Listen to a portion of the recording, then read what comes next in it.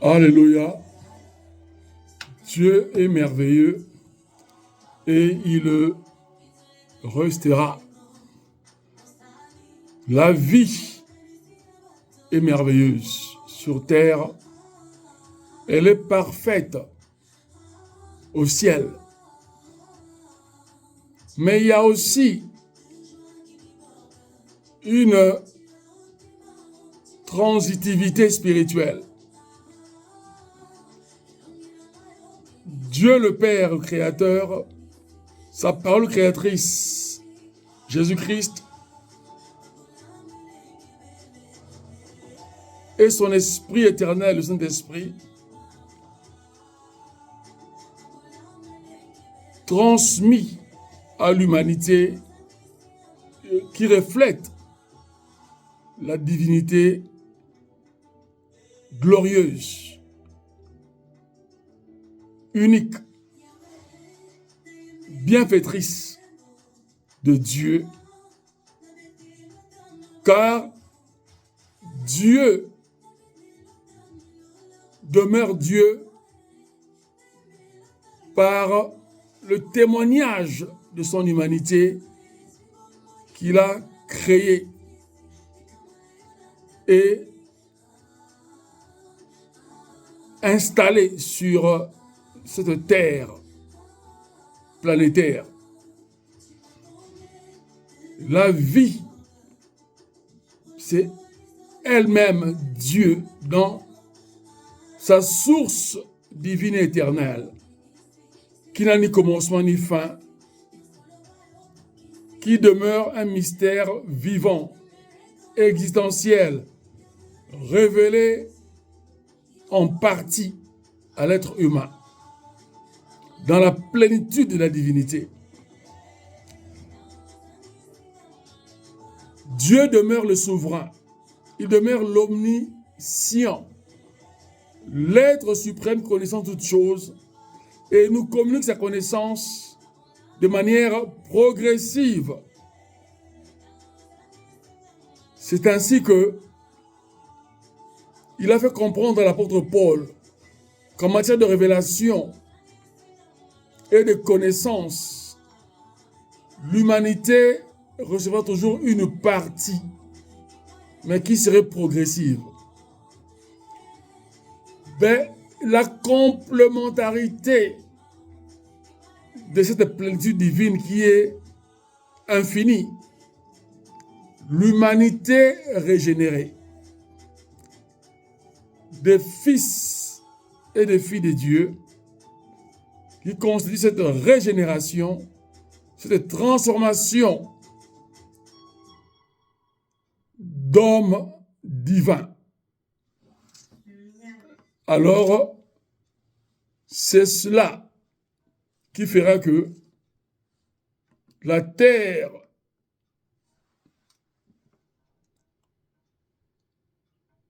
comprendra que sans l'humanité, elle ne pourrait exister. Parce que la terre en elle-même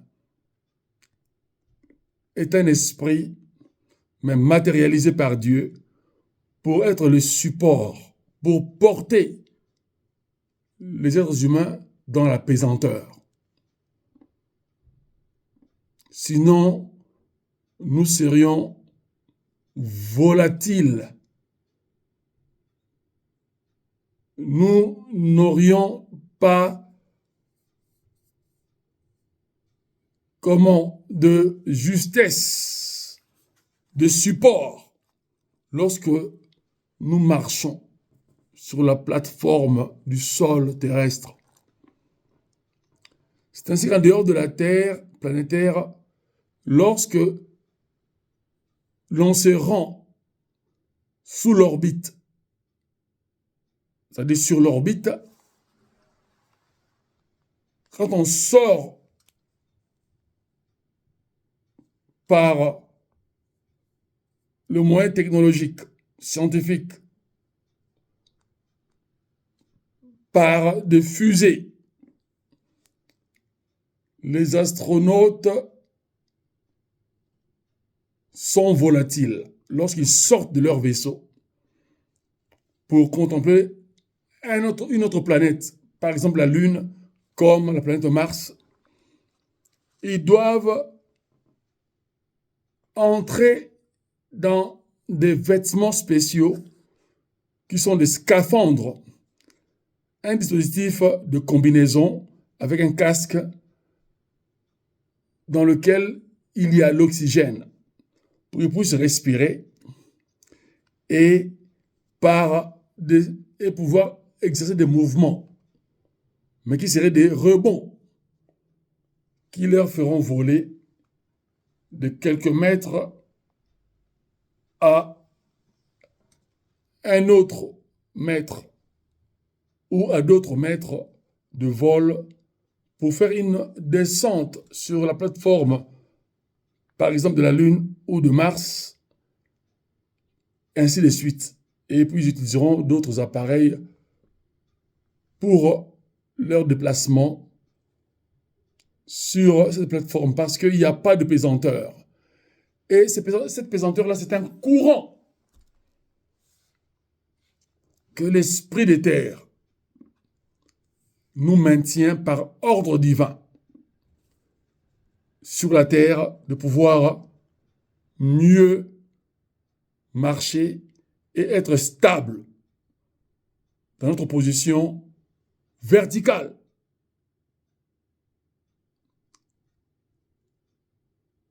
Et alors que lorsque on est volatile, on n'a pas de position exacte. On peut voler par rapport à la projection de ce vol-là de manière horizontale, de manière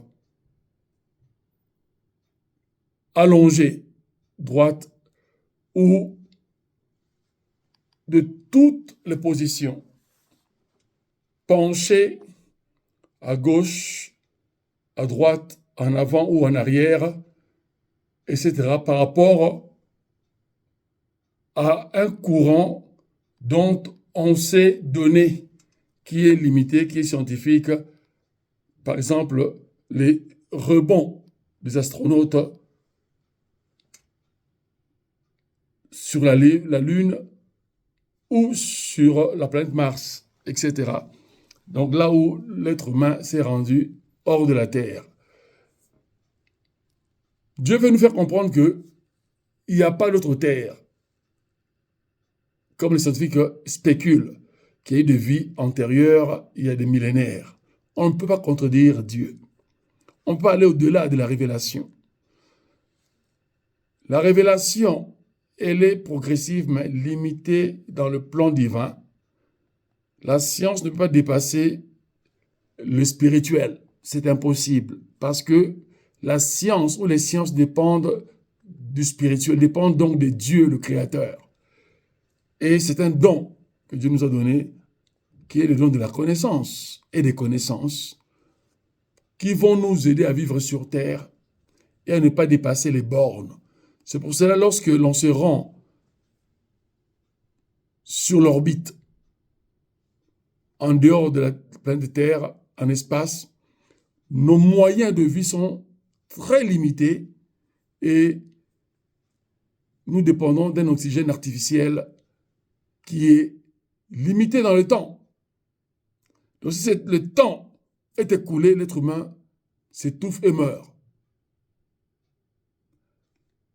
dans cette planète où il n'y a pas de vie.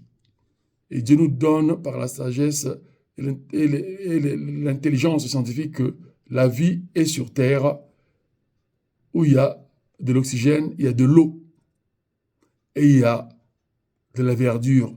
Malgré que nous avons des reliefs et des plaines désertiques, etc., d'un lieu à l'autre. Malgré cela, Dieu a équilibré la vie sur terre. Et Dieu veut aussi que notre vie spirituelle soit équilibrée. Sinon, nous allons être des spiritistes au lieu d'être spirituels. Au lieu de vivre la vie divine qui est spirituelle et en même temps physique, nous allons vivre le spiritisme qui est le spirituel satanique et étant aussi physique, mais qui va détériorer notre physique, détériorer les lois de la physique que Dieu a établies dans l'homme. En commençant par l'intelligence. Et tous nos comportements seront réduits à la destruction, à la malformation. D'où cette détérioration, c'est-à-dire une destruction progressive, au lieu que ce soit une construction et un développement progressif. Alléluia. Donc, c'est pour cela que Dieu a voulu faire la part des choses. Que l'être humain comprenne que qui est Dieu et qui est-il? Sinon, l'être humain aura toujours des problèmes d'incompréhension par rapport à son Dieu et par rapport à sa destinée sur terre. Et cela lui entraînerait une confusion totale. C'est là où Satan et les démons prennent le règne et dirigent l'être humain à sa perdition. Alléluia. Dieu est extraordinaire. Alléluia. Tout ce qu'il dit, il le fait. Dans les cieux, sur la terre. Il nous faut rester vigilants pour comprendre la volonté de Dieu et l'exprimer dans notre vie. Ainsi, je reviens vers vous, mon audition en ligne. Moi, bienvenue, Nini Mavinga, docteur évangélique. Dieu m'a donné cette mission pour éclairer l'humanité contre les fausses doctrines, contre les religions. Parce que la religion ne sauve pas l'être humain. La religion motive l'être humain, mais le divise en même temps. Par influence culturelle et influence religieuse.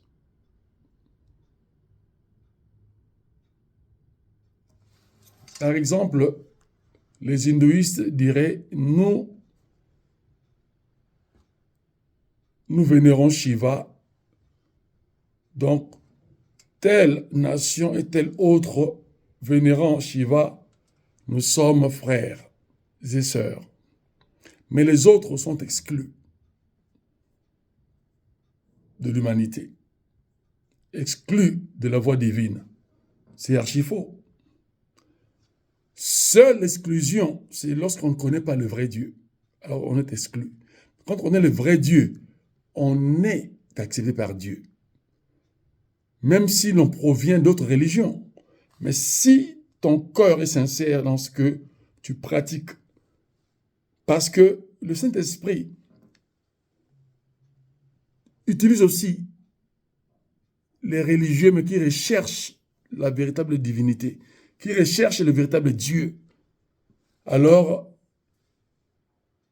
le Saint-Esprit leur révèle une simplicité d'intelligence pour qu'ils puissent pratiquer le bien et non le mal. Et il va utiliser la morale humaine. Parce que la morale humaine qui constitue le bien et le mal, par l'intelligence, convainc l'être humain que le bien est bénéficiaire à sa vie par rapport au mal. Parce que le bien est constructeur, le mal est destructeur. L'être humain, quelle que soit sa foi ou sa conviction d'une religion quelconque, c'est la clé à laquelle Dieu a mis à chaque être humain de faire la différence entre le bien et le mal et de choisir le bien. Alors, lorsqu'on pratique le bien, on est conduit par le Saint-Esprit, étant religieux, sans le savoir. Mais on ne connaît pas ce Saint-Esprit-là exactement. Mais comme on a choisi, après avoir compris que le bien est constructeur et le bien qui constitue le bonheur de la vie humaine sur terre va accompagner une telle personne. C'est pour cela que Christ a dit, les prostituées vont dévancer les véritables chrétiens ou croyants au ciel. Qu'est-ce que cela veut dire? C'est un langage spirituel.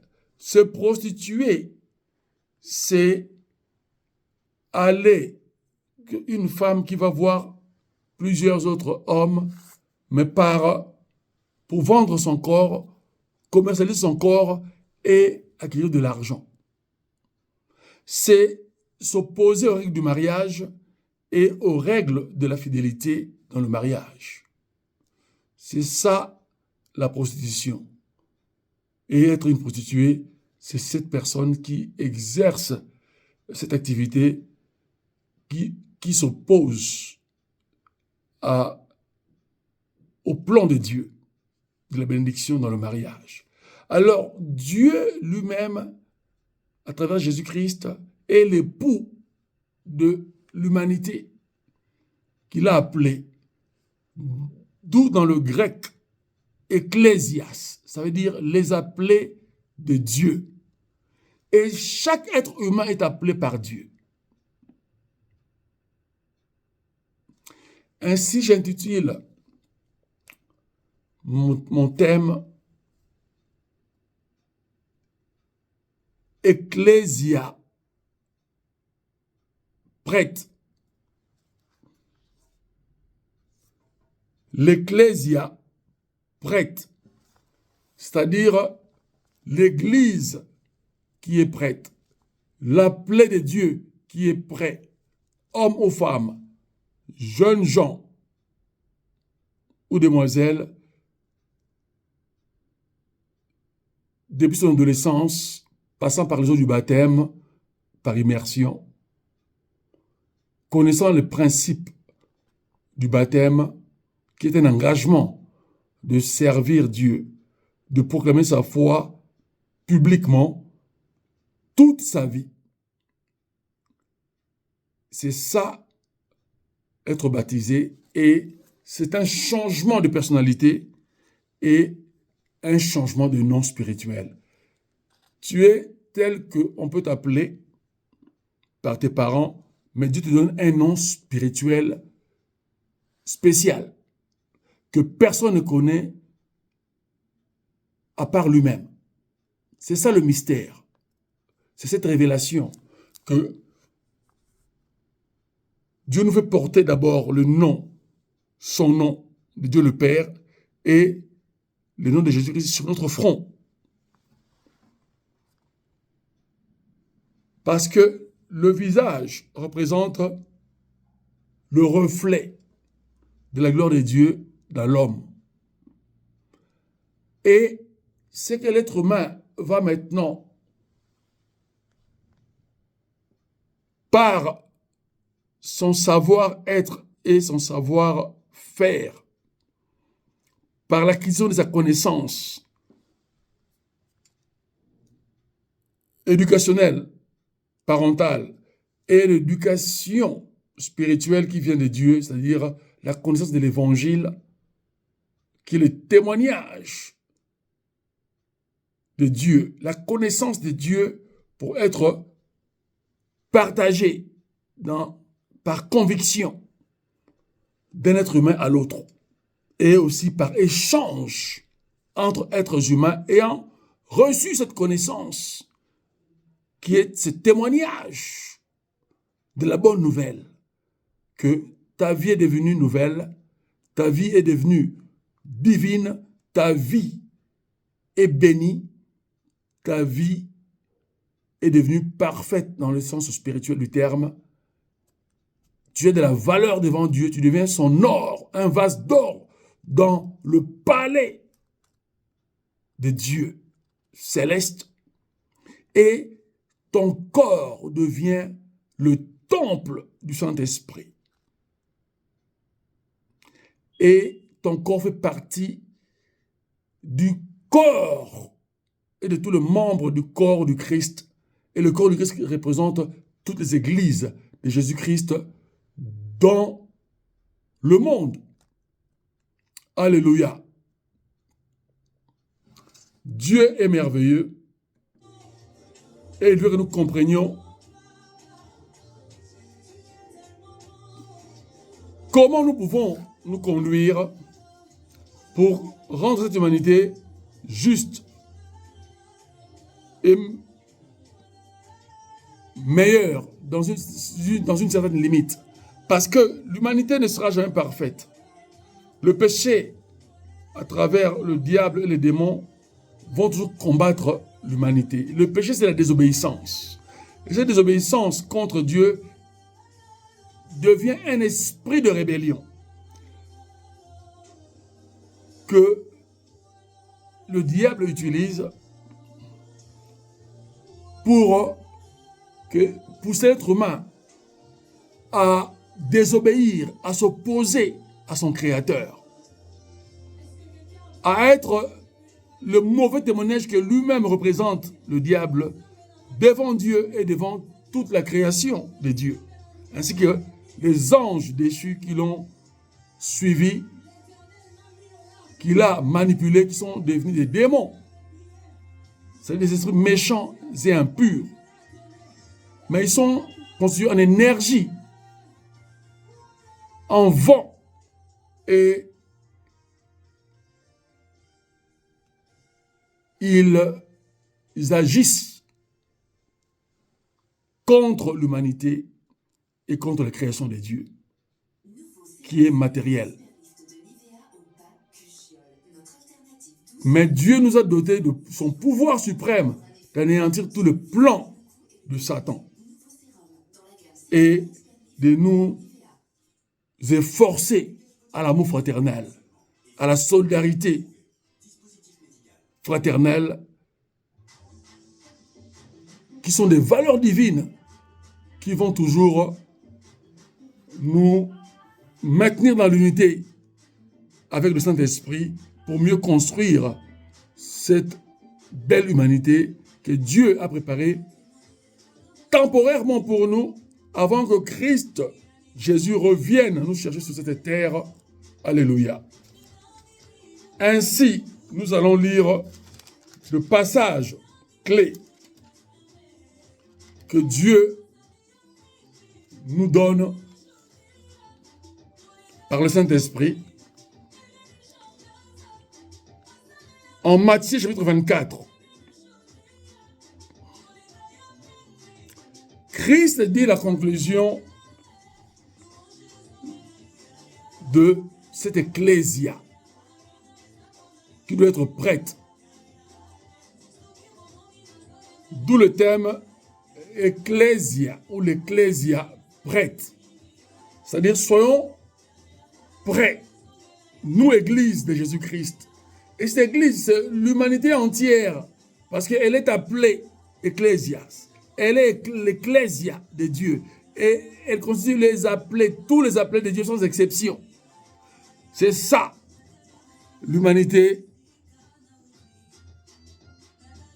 à laquelle Dieu a créé et que Dieu invite chaque jour à entrer dans son invitation, à répondre à son invitation et être acteur de son témoignage, de sa bonne nouvelle et partager cette bonne nouvelle de manière mutuelle. Et que chacun soit une offrande pour l'autre.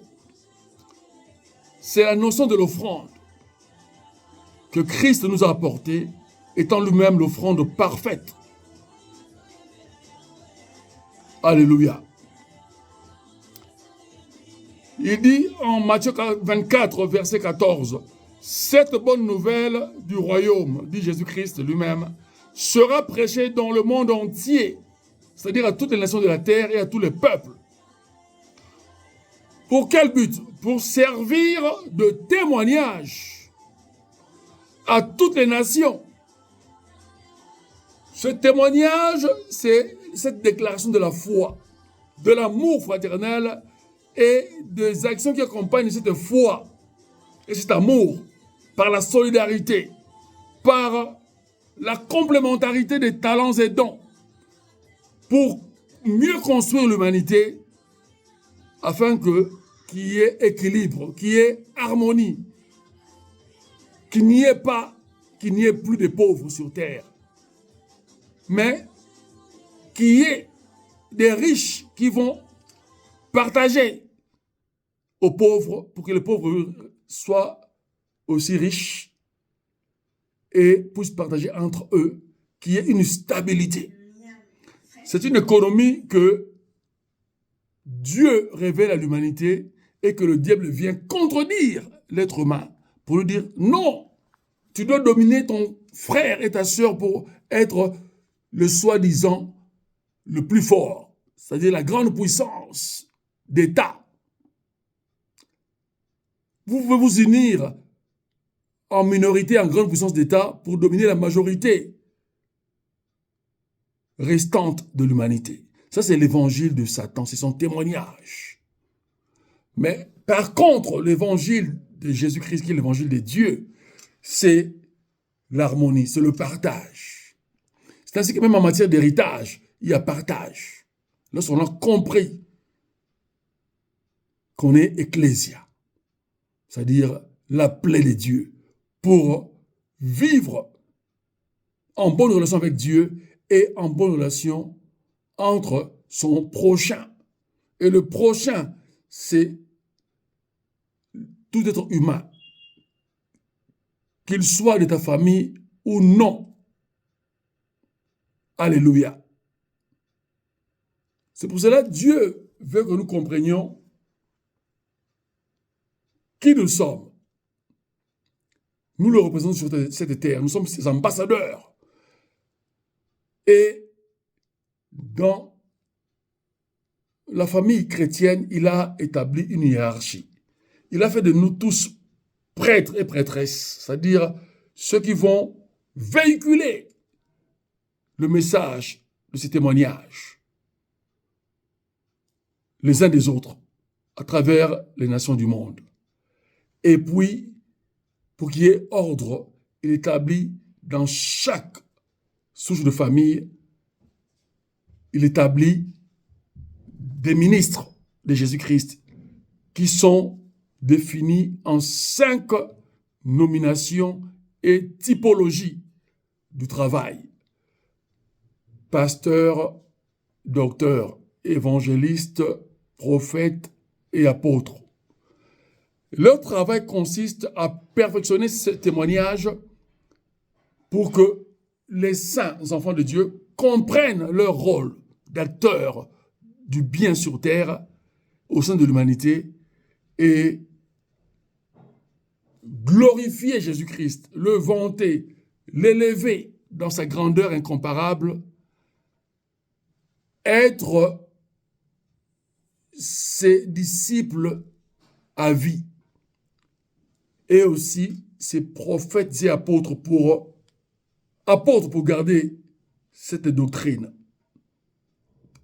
pour mieux le partager, prophètes pour nous annoncer les uns les autres ce témoignage de bénédiction, du bonheur de la vie sur terre et le plus grand bonheur qui est céleste et qui nous attend dans la vie éternelle lorsque Dieu établira par Jésus-Christ un jugement dernier qui serait éternel. Parce que la volonté de Dieu est que tout être humain soit sauvé, mais l'être humain, Dieu lui a créé libre et lui le conseil de faire le bon choix, de choisir le bel évangile de Jésus-Christ, qui est la vérité éternelle. Sinon, ce serait le mensonge éternel, qui est l'évangile de Satan, et qui amènera chaque menteur à l'enfer, au jugement dernier, et à la condamnation éternelle de souffrance. Alléluia. Ainsi, il dit, les principes de ce témoignage qui doit être partagé en tant qu'ecclésia prête. Il dit, dans ce parallélisme des versets que je vais lire, qui ont le même courant idéologique divin, Christ, lors de sa résurrection, il dit, après sa résurrection, il dit à ses disciples, il dit, faites de toutes les nations mes disciples et baptisez-les au nom du Père, du Fils et du Saint-Esprit. C'est-à-dire, transmettez ma divinité, qui est trinitaire, c'est-à-dire qui a 3 dimensions incomparables et infinies. La dimension du Père éternel, la dimension du Fils éternel, parce que je fais de vous, humanité, mes fils et mes filles éternelles. Et que moi-même, par la parole que j'ai prononcée en vous créant et en créant tout l'univers, et cette parole, c'est Jésus-Christ. Et puis, c'est lui qui constitue le Fils, c'est-à-dire, c'est par lui que vous êtes devenus mes enfants, vous avez reçu le pouvoir d'enfant de Dieu, et que vous serez annexés à ma corporation divine, c'est-à-dire à ma plénitude de la divinité. Et ce témoignage qui est transmis aussi par rapport à mon esprit éternel créateur, qui est le Saint-Esprit. C'est-à-dire, il n'y a pas de connaissance exacte de Dieu sans Jésus-Christ. Il n'y a pas de connaissance exacte de Dieu qui est unique sans le Saint-Esprit qui nous donne la force, parce que lui, il représente la puissance, toutes les capacités de Dieu, le Père et de Jésus-Christ. Et ces capacités sont représentées par le Saint-Esprit. Alors que Dieu est un seul Dieu. Mais c'est là où maintenant les religions perdent la connaissance et déambulent, tâtonnent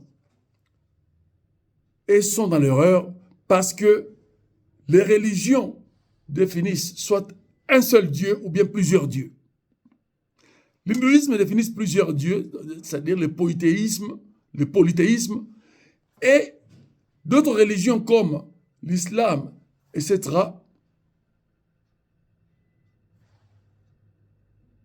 l'islam, la religion chrétienne catholique, etc., prônent un seul Dieu, mais sans connaissance de sa plénitude divine, sans connaissance de l'identité véritable de ces dieux-là. Alors, on croit connaître, mais on ne connaît pas ces véritables dieux, qui nous a créé à son image et à sa ressemblance. Alors, chaque religion a sa défense du dogme, c'est-à-dire de sa connaissance qui est erronée, mais qui défend cette connaissance. Pourquoi? Parce que, comme il y a pas le Saint-Esprit dans la religion, qu'est-ce qu'il y a? Quel est l'esprit qui vient, qui imite le Saint-Esprit et guide les religions? C'est l'esprit satanique et les démons. Les religions ont aussi le pouvoir de chasser des démons et font l'exorcisme, que ce soit dans l'islam ou dans les autres religions, comme dans le catholicisme, etc. Mais un démon ne peut pas chasser définitivement un autre. Ils font des échanges qu'on appelle la permutation. C'est-à-dire permutation. Ils changent seulement les activités des démons dans le corps humain ou au sein de l'humanité. Ils déplacent les démons pour remplacer d'autres. C'est pour cela que Christ a dit la vérité aux pharisiens qui l'ont accusé Belzéboul, c'est-à-dire prince des démons. Il a dit, mais non, si je suis le prince des démons, comment je chasse les démons et ils partent définitivement sur vos enfants et sur vous-même, pour ceux qui s'ouvrent à moi. Parce que Satan ne peut pas se séparer, se diviser entre lui, dans sa principauté. Mais dans le royaume de Dieu, qui est un empire éternel, il y a des règles formelles qui ne changent pas. Dieu est le Tout-Puissant, ce qu'il dit, c'est ce qui se réalisera sans faute, que l'on veuille ou pas. C'est pour cela que Christ leur a dit, les paroles que vous dites vont vous condamner lors du jugement dernier.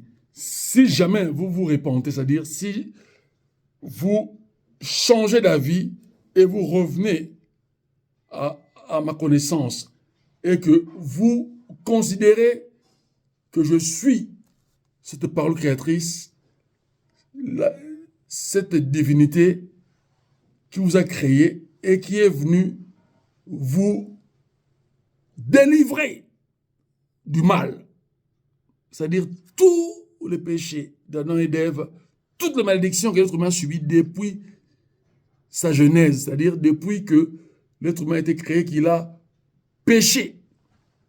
C'est-à-dire il s'est opposé, il a désobéi à l'ordre divin. Il est venu réparer cela.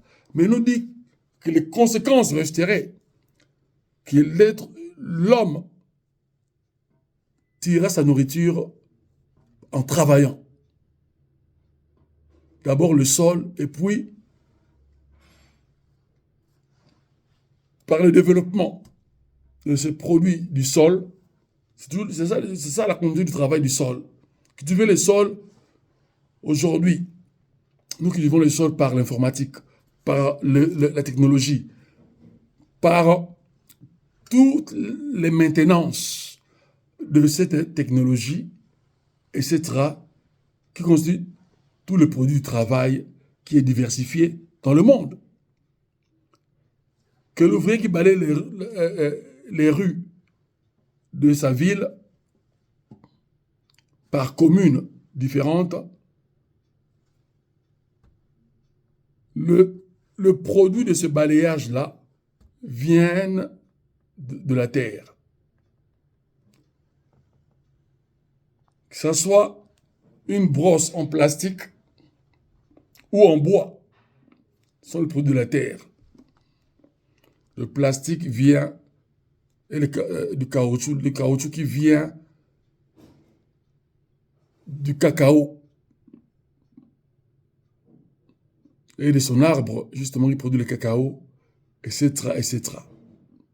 Et puis, il y a toutes les synthèses multiples de fabrication de produits, soit en bois, en caoutchouc, en métal, etc. D'où le recyclage et la réfabrication, etc. Pour dire que tout cela vient de la terre, c'est ça, cultiver le sol. Que l'on travaille dans un bureau, cet ordinateur-là, c'est le produit du sol.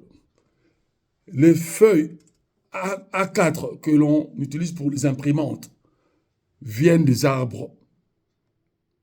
Les pots d'écorce d'arbres, etc., etc., tournés, c'est-à-dire élaborés en chimie et puis matérialisés en transformation par les machines, etc., et sortir une feuille ou des longues feuilles avec plusieurs métrages que l'on doit découper par mesure, etc., mesures différentes, etc., etc.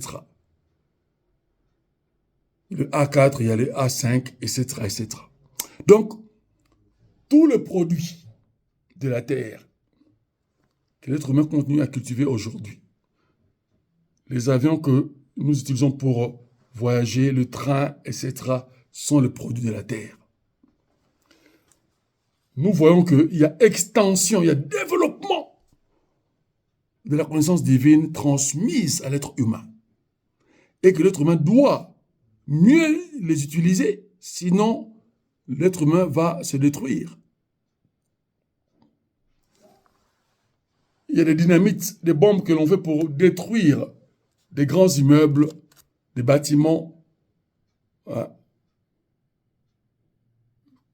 construits en briques ou en béton, ou même des routes, pour les recycler et reconstruire d'autres. Mais c'est le même dynamite qu'on utilise en multipliant encore plus de puissance, de matière physique et chimique, pour s'autodétruire. D'où les bombes, les armes, etc. Et c'est là où l'évangile de Satan entre en scène pour diriger les hommes d'État. Ceux qui ont beaucoup étudié pour faire le bien, Satan les hante, les envoûte,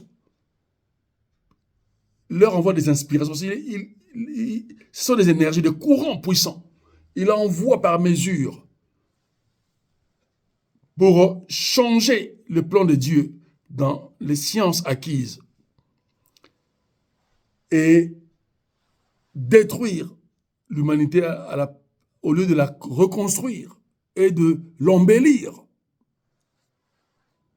C'est pour ça que les guerres sont la destruction de l'humanité et contre la volonté de Dieu. Il y a des guerres que Dieu permet pour punir l'humanité afin que l'humanité puisse se repentir et revenir à Dieu. Et Dieu, qu'est-ce qu'il fait après? Il rétablit la paix. Ce que Dieu a toujours eu coutume de faire sous Israël antique, montrant aux Israélites que j'avais fait alliance avec votre grand-parent Abraham et que je maintiens cette alliance d'amitié avec vous, l'humanité. Mais après, j'ai réformé cette alliance d'abord en une pédagogie éducative sous Moïse, vous délivrant de l'égyptologie et de l'Égypte pharaonique pour vous ramener à ma divinité. Vous préparez après X générations et que moi-même je vienne et que je porte le corps humain pour mieux communiquer avec vous, parce que les êtres humains qui sont vos congénères, vos frères et sœurs que j'envoie, qui sont nés dans vos familles, vous ne voulez pas les écouter. Même si vous voyez des miracles que j'opère à travers eux, vous croyez quand vous voyez des miracles, mais après, vous rejetez mes paroles. Alors, si je ne viens pas, vous serez complètement détruit. Il faut que je vienne et porter cette humanité, vous montrer l'exemple, comment vous comportez. C'est ainsi que Dieu est venu par Jésus-Christ, né comme un être humain, mais par le miracle du Saint-Esprit, de la grossesse de Marie, la Sainte Vierge, qui était la mère de Christ pendant un temps, son enfance. Et à l'âge de 12 ans, Christ leur dirait, pendant qu'il enseignait les sages, les grands théologiens de son temps, sur les choses célestes et en matière de la divinité,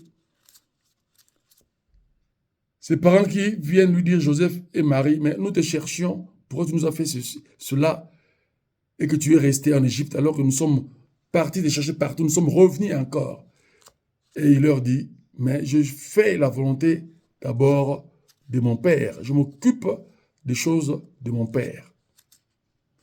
Ils n'avaient pas compris exactement, alors qu'ils avaient reçu la révélation par les anges. Mais cette réponse directe les avait rendus confus. Parce qu'ils n'avaient pas le Saint-Esprit en eux. Et après, ils ont commencé à comprendre que c'est un enfant seulement que Dieu nous a fait grâce de porter, Marie a porté, que Joseph devait accompagner par l'éducation. Mais c'est un Dieu en être humain, Dieu en homme. Et c'est ainsi que, quand il a commencé son ministère à 30 ans, il appelait Marie, il n'appelait plus sa mère, il l'appelait toujours femme. C'est-à-dire, femme comme n'importe quelle autre femme. Parce que lui, il est Dieu. Donc, un Dieu ne peut avoir une mère et un père. C'est lui le créateur. D'où il appelait femme.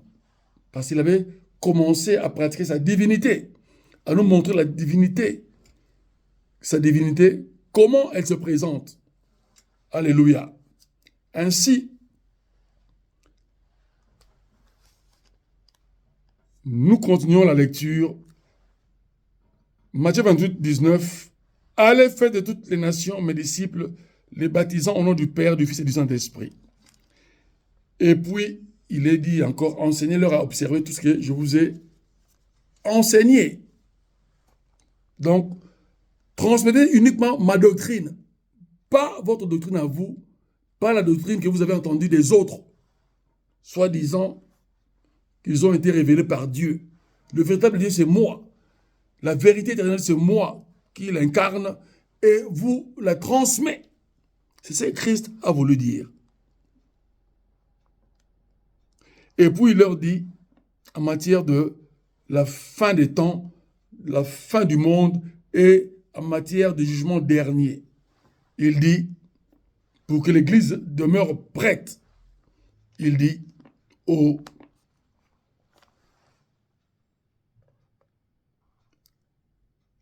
un autre passage,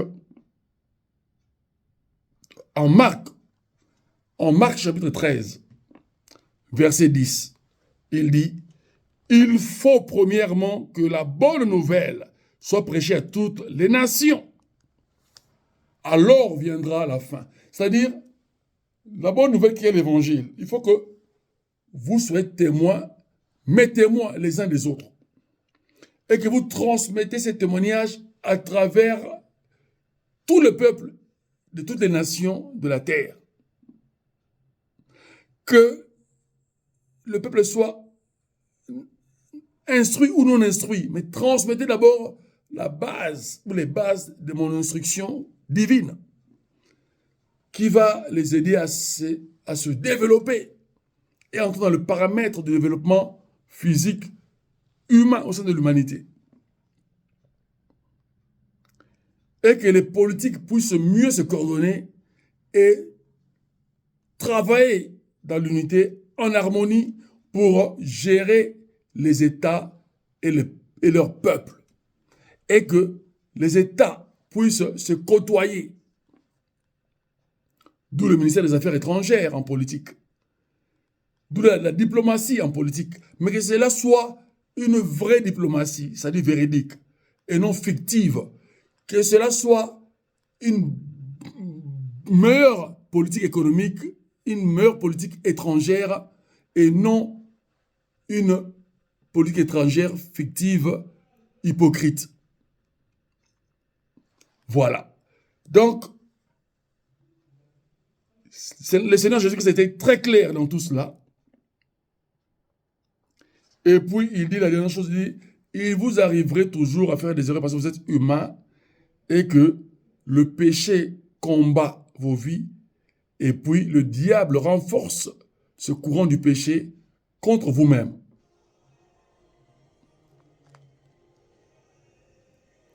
Alors, il dit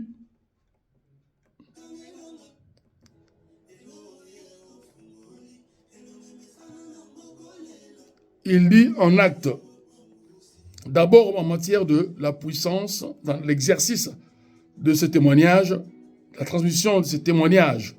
Il dit, je veux vous transmettre ma puissance, l'Esprit éternel, l'Esprit créateur. C'est lui le Saint-Esprit. Et il va s'investir en vous et il va vous guider pour élaborer cette belle tâche, cette belle action, cette magnifique activité divine au sein de l'humanité. Il dit, mais vous recevrez une puissance, celle du Saint-Esprit, survenant sur vous, et vous serez mes témoins, en commençant par Jérusalem, dans toute la Judée, dans la Samarie, jusqu'aux extrémités de la terre. Alléluia. Donc,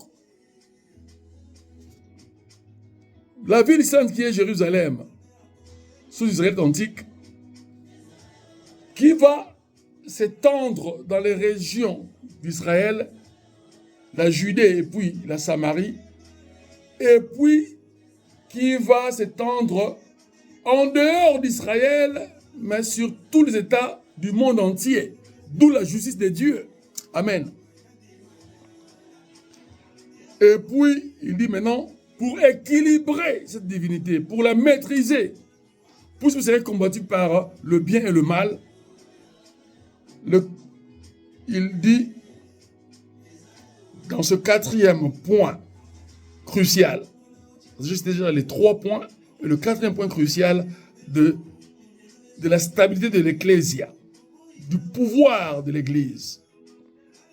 Il dit, et que la repentance en vue du pardon des péchés serait prêchée en son nom, au nom de qui? De Jésus-Christ, pas au nom d'un autre prophète quelconque, au nom de Jésus-Christ.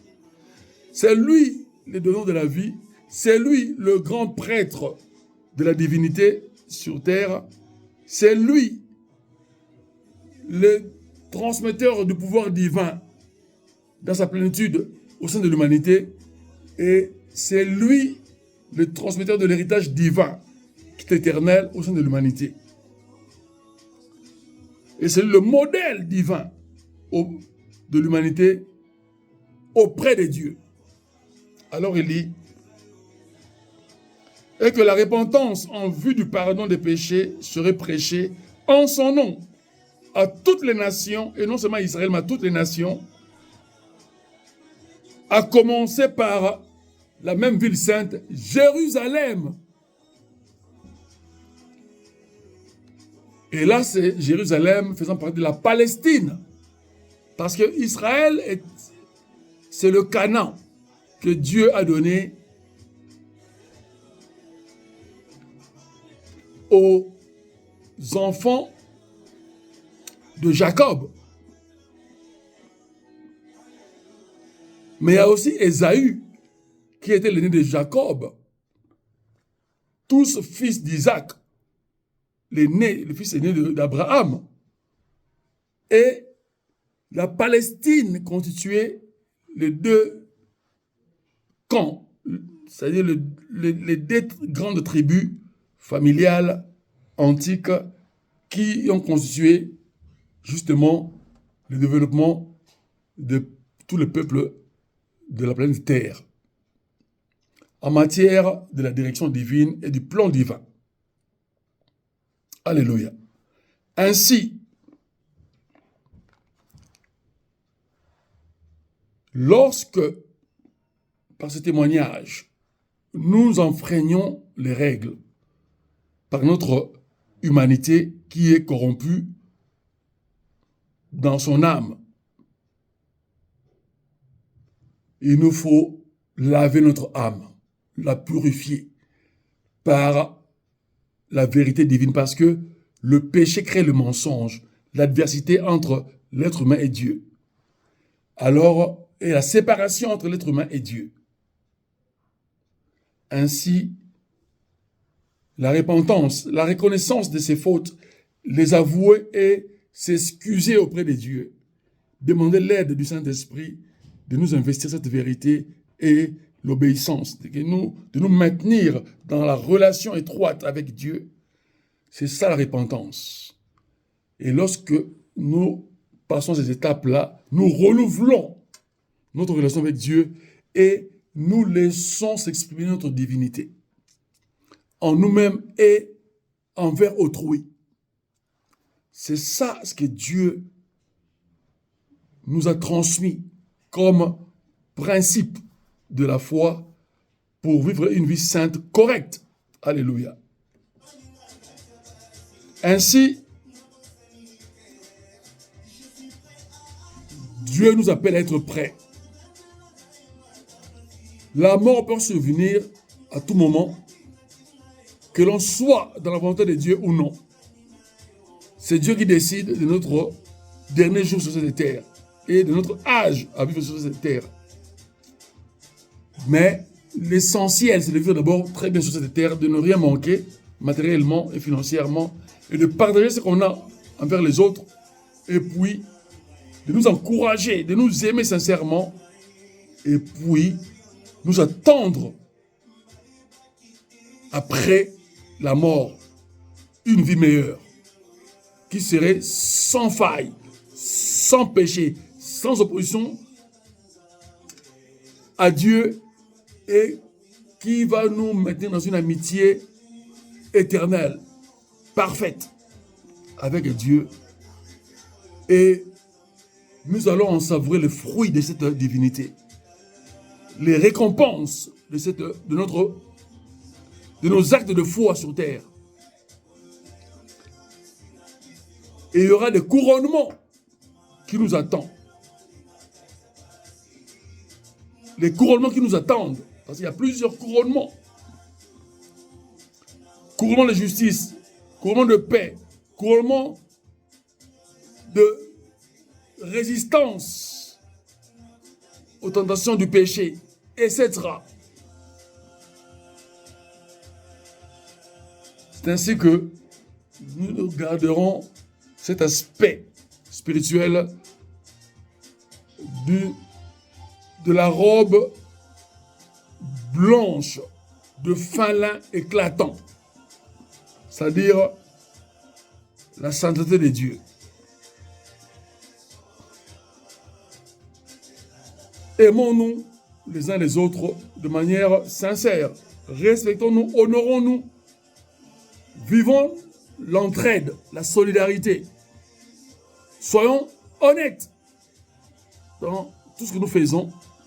Et lorsque nous faillissons, répentons-nous dans notre chambre,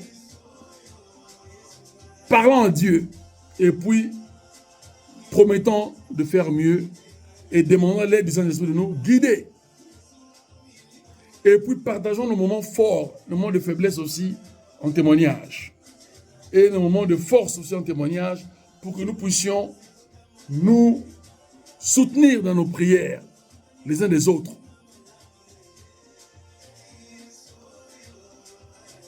Nous devons combattre les critiques, combattre les guerres internes, combattre la compétition entre nous, mais revendiquer plus l'unité, la performance, la complémentarité de nos talents et dons pour la gloire de Dieu. Et cette gloire de Dieu serait aussi nôtre. Parce que Dieu a dit ce qu'il a connu d'avance, il les a aussi, ce qu'il a appelé, il a fait ecclésia. Il les a aussi justifiés. Et il les a aussi glorifiés. Donc, nous sommes dans cette obéissance justifiée par Dieu et glorifiée par Dieu. Alléluia. Dieu est merveilleux. Que Dieu nous bénisse et nous guide dans sa sainteté. Ainsi, je chasse tout esprit qui s'opposerait à ce message contre l'humanité, contre nos vies, contre nos familles. Je chasse ces esprits démoniaques dans les lieux arides au nom de Jésus-Christ, ainsi que dans les abîmes. Et je proclame la réceptivité de ce message dans notre conscience et intelligence. Je proclame le fruit dans la pratique de ce conseil divin, de ces principes de la foi que j'ai évoqués dans ce message pour que nous puissions les vivre de manière honnête. Et que cette honnêteté soit une fidélité devant Dieu et entre nous. Dans le nom suprême de Jésus-Christ, notre Seigneur, notre Dieu sauveur et protecteur et bienfaiteur. Amen. Saint-Esprit, merci parce que tu es au contrôle et à la direction de nos vies. Conduis-nous dans ta sainteté. Ainsi, je vous bénis, chers frères et sœurs et amis en ligne, par le nom de Jésus-Christ qui est le plus beau nom. Que cette année 2024 nous soit favorable par la grâce de Dieu. Que nous soyons acteurs de manière définitive pour Dieu. Acteurs pour le royaume de Dieu qui est le grand empire de l'éternité. Parce que Jésus-Christ est roi des rois et seigneur des seigneurs. Il a fait de nous, ses enfants, rois et reines. D'où l'autorité divine en nous. Mais il nous faut cette discipline pour que cette autorité puisse affluer en nous, puisse se manifester avec puissance dans nos vies et toucher nos entourages et connaissances afin qu'ils soient bénis. Dieu nous appelle à influencer le monde dans le bonheur, dans son témoignage. Que Dieu soit loué et que Dieu vous bénisse abondamment par Jésus-Christ. Amen.